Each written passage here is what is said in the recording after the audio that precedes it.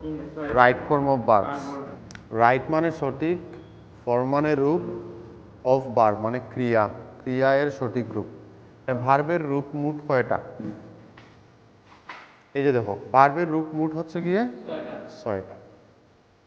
একটা হচ্ছে গিয়ে বেস ফর্ম, যেমন এই যে দেখো বি, গো, ইট, এটা হচ্ছে বেস ফর্ম, মানে যেই ফর্ম থেকে ভার্বটার জন্ম হয়েছে তাকে বলা হয় বেস ফর্ম।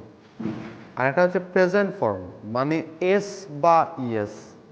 ভার্বের পিছনে যখন এস বা ইএস যুক্ত হয় তখন সেটাকে বলা হবে present form. Am, is, are, goes, its, এগুলা হচ্ছে গিয়ে প্রেজেন্ট ফর্ম। পাস্ট ফর্ম, যেটাকে আমরা বলি ভি টু, ভার্বের কোন ফর্ম? Past form. এই যে দেখো ওয়াজ, ওয়ার, ওয়েন্ট, এই যে দেখো ইটের, ইটের পাস্ট ফর্ম হচ্ছে এইট, গোজের পাস্ট ফর্ম হচ্ছে ওয়েন্ট। তারপরে আরেকটা হচ্ছে গিয়ে পাস্ট পার্টিসিপল, এটাকে বলে ভি থ্রি। এই যে দেখো গন, গো, ওয়েন্ট, গন, ইট, এইট, ইটেন।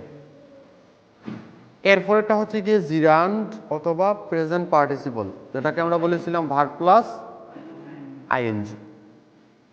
এই যে দেখো গোয়িং, ইটিং, এটাও ভার্বের একটা ফর্ম। এরপরে হচ্ছে গিয়ে infinitive, to plus V one, to go, to eat. তাহলে এই মোট 6টা ফর্ম, ভার্বের মোট কয়টা ফর্ম? 6টা।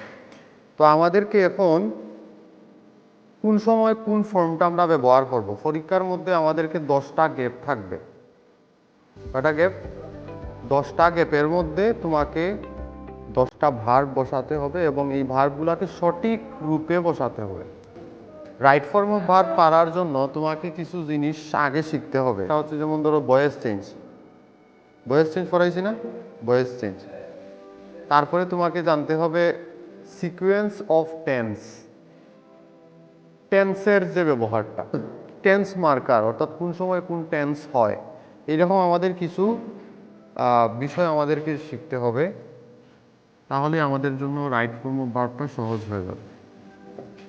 মানে তুমি যদি রাইট ফর্ম অফ ভার্ব করতে চাও তাহলে তোমাকে যেই সকল বিষয়গুলো আগে বুঝতে হবে, 1 নম্বরে হচ্ছে গিয়ে টেন্স, খুবই গুরুত্বপূর্ণ। টেন্স অথবা বলতে পারি আমরা সিকোয়েন্স অফ টেন্স। 2 নম্বরে আমাদেরকে শিখতে হবে modal auxiliary, modal auxiliary verb. তারপরে দেখো আমাদেরকে ভয়েস চেঞ্জ সম্পর্কে ধারণা থাকতে হবে। ভয়েস চেঞ্জ, ভয়েস মনে আছে? ভয়েস চেঞ্জ, অ্যাক্টিভ ভয়েস আর প্যাসিভ ভয়েস, এগুলো আমাকে ধারণা থাকতে হবে। আরেকটা ভেরি ভেরি ইম্পর্টেন্ট বিষয় আমাদেরকে জানতে হবে, সেটা হচ্ছে subject, subject verb agreement, subject verb, এই 4টা বিষয় আমাদেরকে কিন্তু ভালো করে আমাদের আয়ত্তে রাখতে হবে, তাহলেই আমরা রাইট ফর্ম অফ ভার্বটা পারবো।